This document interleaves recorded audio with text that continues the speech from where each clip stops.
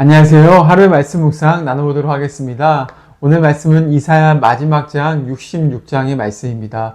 이사야 65장은 새하늘과 새 땅 그리고 천국과 지옥에 대한 예표로서의 환상을 다뤘습니다. 오늘 말씀에는 66장에 하나님께서 새하늘과 새 땅을 만드시고 천국과 지옥을 완성하실 때 행하시는 일, 상급과 심판에 대해서 오늘 본문 말씀은 이야기해주고 있습니다. 하나님은 오늘 말씀을 통하여서 자신을 어떻게 드러내십니까? 15절 말씀 가운데 보니까 여호와께서 불에 둘러싸여 강림하신다라고 말씀하시면서 거룩한 심판자요 모든 죄를 불로 태우시며 하나님의 사람들을 상급을 주시는 그 심판자로 나타나고 계십니다. 하나님은 이 땅의 마지막 때에 어떻게 하시냐? 믿는 사람들을 하나님의 상급으로 입혀주시며 그리고 불신자들 가운데 주님을 멀리 떠나간 사람들 가운데 심판을 행하시는 분이신 것이 분명한 사실이죠. 하나님께서 상급을 주시는 사람은 어떤 사람입니까? 오늘 말씀의 본문 가운데 보니까 이렇게 나와 있죠. 2절 말씀 가운데 이렇게 말합니다. 무릇 마음이 가난하고 심령이 통회하며 내 말을 듣고 떠는 그 사람은 내가 돌보려니와 라고 말하고 있죠. 하나님께서 상급을 주시는 돌보시는 사람은 누구입니까? 하나님 앞에서 은혜를 구하는 사람, 마음이 가난한 사람이라고 말하고 있습니다. 영적인 갈망이 바뀐 사람들이죠. 심령이 가난한 사람들이 복이 있다. 주님께서 말씀하지 않으십니까? 자기 자신에 대한 모든 신뢰를 다 내려놓고 하나님께 하나님의 은혜에 가난해질 때에 하나님의 천국의 놀라운 은혜가 마음에 흘러오는 것이죠. 자기가 가지고 있는 그 다른 세상적인 것들을 의지할 때 마음이 가난하지 못하고 십자가의 구원의 앞에 엎드리지 못하는 그런 은혜 역사가 있죠. 우리의 삶 가운데 천국의 상급을 받고 주님의 천국에 동참하기 위해서는 먼저 마음이 가난해져야 한다는 것을 일러주고 있습니다. 또한 오늘 말씀 가운데 가난한 심령을 가진 사람이 어떻게 됩니까? 통회한다, 애통한다, 울기 시작한다는 것이죠. 하나님 앞에서 나의 죄를 회개하면서 통회하면서 주님의 그 심판대 앞에 서기 전에 자기를 깨끗하게 하는 사람이 마음을 통회하는 사람인 것이죠. 그런 사람은 어떻게 살아갑니까? 하나님의 말씀 때문에 두려워 떤다라고 말합니다.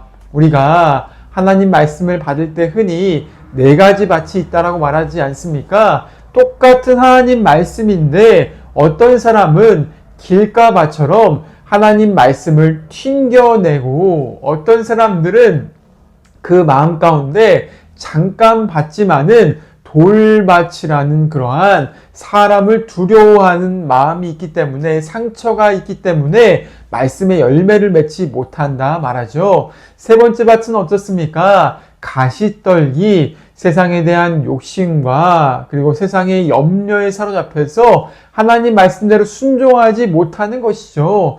누가 좋은 사람입니까? 하나님의 말씀을 받기에 합당한 좋은 밭, 옛날 개혁 성경에는 옥토밭이라고 말하는 것이죠. 그런 사람들 하나님 말씀 앞에 두려워 떨면서 그 말씀 앞에 순종으로 반응하는 사람들 주님 앞에 상급을 받는다. 오늘 말씀에는 그것을 기록해 놓고 있습니다. 그런 사람들은 박해가 와도 핍박이 와도 때때로 순교의 위협이 올지라도 주님이 살아계시고 주님이 심판자시며 주님이 우리에게 상급을 주실 것을 알기 때문에 하나님 말씀을 최우선으로 삼고 그 말씀에 순종하는 것을 기쁨으로 여긴다는 것입니다.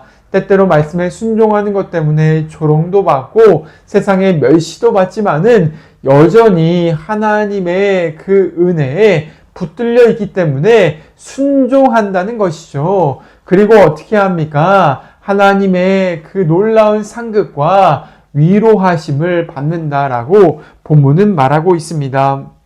오늘 말씀해 보니까 11절 말씀 가운데 위로하는 품에서 만족하겠다라고 말하죠. 마치 어린 아기가 어머니의 품에 젖을 넉넉히 빨면서 위로를 받는 것처럼 울 때 그 엄마의 품에서 안식을 얻는 것처럼 하나님의 영광의 풍성함 때문에 즐거워한다라고 기록해 놓고 있습니다. 하나님의 위로가 얼마나 달콤합니까? 요한계시록 마지막 때에 21장에는 주님께서 자기의 백성들의 눈물을 닦아주신다라고 말하고 있습니다.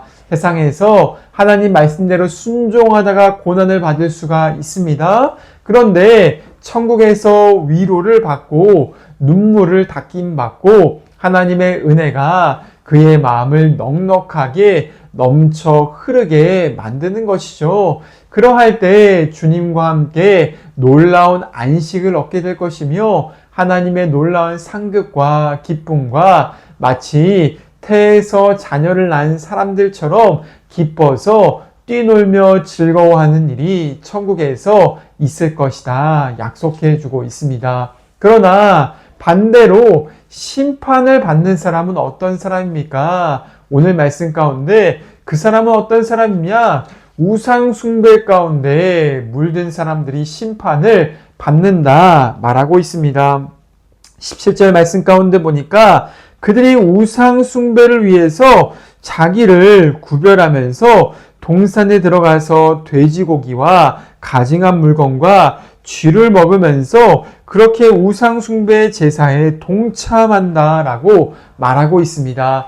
이런 사람들은 심판을 받을 수밖에 없는 것이죠. 세상의 우상 앞에 절하면서 우상이 주는 쾌락과 즐거움에 빠져서 살아가는 것입니다. 이 세상에 꼭 다른 신을 그런 우상이 보이는 신들의 우상만이 아니라 또 어떤 우상이 있습니까? 사탄이 지배하고 있는 쾌락과 돈과 만몬과 수많은 것들의 달콤한 쾌락과 편안함에 취해서 우상의 숭배 가운데 물든 사람들, 하나님 말씀은 전혀 고려하지 않고 멸망의 길로 가고 있는 사람들, 그 사람은 결국에 심판을 받을 수밖에 없습니다.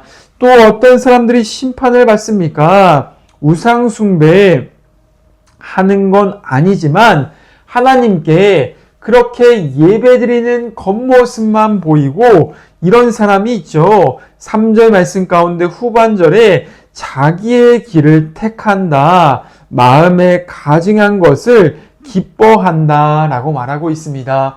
그들은 예배를 드리는 것처럼 보이지만은 결국 예배가 끝나면 어떻게 됩니까? 마음에 그 자기의 욕망을 따라서 행한다는 것입니다. 하나님 말씀에 대한 순종도 없고 하나님 말씀 앞에서 두려워함도 없으며 이 세상을 살아가는 동안에 하나님 말씀대로 살다가 아름다운 열매를 맺는 그러한 마음의 변화도 없다는 것이죠. 거듭남도 없고 그리고 하나님을 기쁘시게 하고자 하는 마음도 없는 것이죠.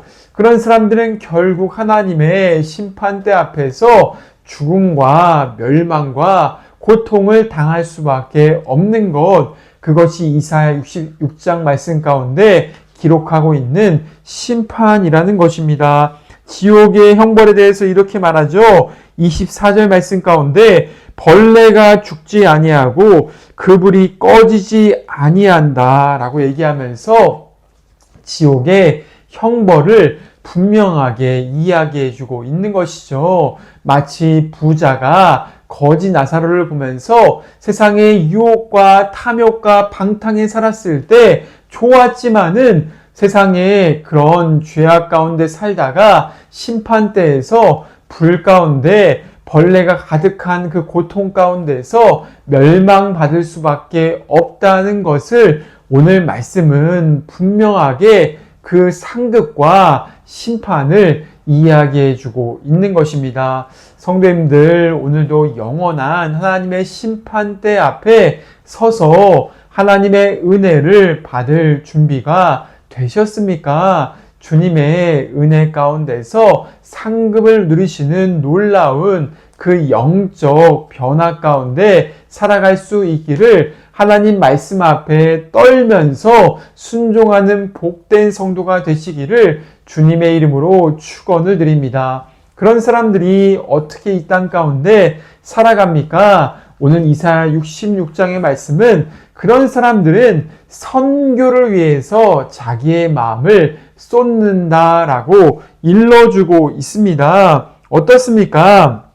19절 말씀 가운데 도피한 사람들 가운데서 하나님의 선교를 위해서 먼 섬들로 보내지는 사람들이 나오고 있죠. 19절 후반절 가운데 이렇게 말합니다. 먼 섬들로 보내리니 그들이 나의 영광을 문나라에 전파할 것이다 라고 말하고 있습니다. 모든 열방 가운데 나가서 하나님의 그 복음의 소식을 전파한다는 것입니다. 이 심판과 상급과 구원을 알기 때문에 예수님의 이름을 믿어야 된다라고 그 복음을 증거한다는 것이죠. 여러 나라가 나옵니다. 19절에 다시스도 나오고 룻도 나오고 두발과 야완과 수많은 섬들에 보내져서 하나님의 놀라운 소식을 증거한다 말하는 것이죠.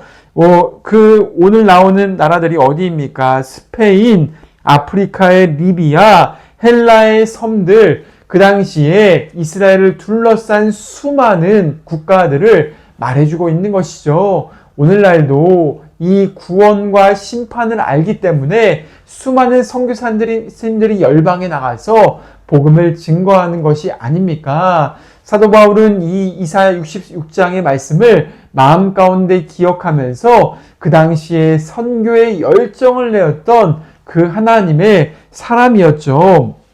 그는 로마서 15장 말씀 가운데 이렇게 말합니다. 로마서 15장 말씀 가운데 이런 말이 있습니다. 16절입니다.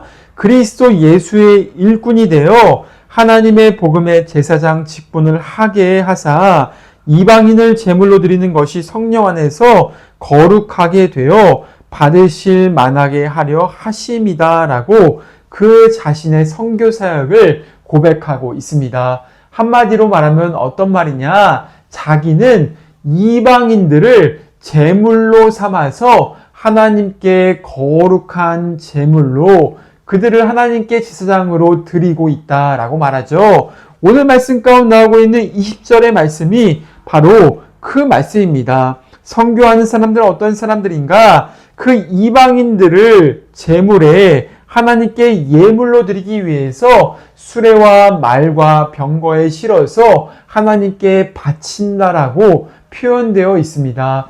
사도 바울도 이 이사야 66장에 천국과 지옥, 상급과 심판을 알았기 때문에 이 선교 사역을 수행하기 위해서 자기의 생명을 건 것이죠. 그래서 이 생명 걸고 선교지에 나가서 하나님의 복음을 증거하고 그 수많은 이방인들을 하나님께 제물로 드리면서 제사장이 되도록 만들었다는 것을 로마서 말씀 가운데 고백하고 있습니다. 성도님들, 오늘 우리는 전도와 선교에 하나님의 이 명령 앞에 아름답게 쓰임받고 있습니까? 정말 우리가 천국과 지옥 또한 상급과 심판을 믿는다면은, 형벌을 믿는다면은 선교하지 않을 수 없다는 것입니다. 이 예수님의 놀라운 복음이 영적인 영원한 운명을 바꾼다. 그 우리가 전하는 복음이 이 사람을 지옥에서 천국으로, 형벌에서 심판에서 상급받는 구원으로 바꾼다라는 것을 아는데 어떻게 선교하지 않겠습니까? 오늘도 이 이사야 66장의 말씀, 하나님의 종말에 나타난 이 놀라운 역사의 비밀을 기억하시면서 오늘 자신을 선교로 드릴 수 있는 성도님들이 될 수 있기를 간절히 소원합니다. 교회는 선교하기 위해서 이 땅에 존재하는 것이죠. 성도는 선교의 사명을 수행하기 위해서 이 땅 가운데 살아가는 존재입니다. 우리 예수님의 마지막 명령, 너는 가서 모든 민족에게 복음을 전하라. 세례를 베풀고 나의 가르침을 가르쳐 지키게 하여서 제자를 만들라라는 그 말씀 다시 한번 우리의 마음 가운데 새기시면서 우리가 이 땅을 살아가는 동안에 주님의 아름다운 선교에 쓰임받는 그러한 성도, 그러한 교회가 될 수 있기를 주님의 이름으로 간절히 축원을 드립니다. 함께 기도하시겠습니다. 하나님 아버지 감사합니다. 오늘도 주님은 수천 년 전에 이사야 선지자의 말씀을 통하여서 새하늘과 새 땅과 상급과 형벌, 심판을 예언해 놓으셨습니다.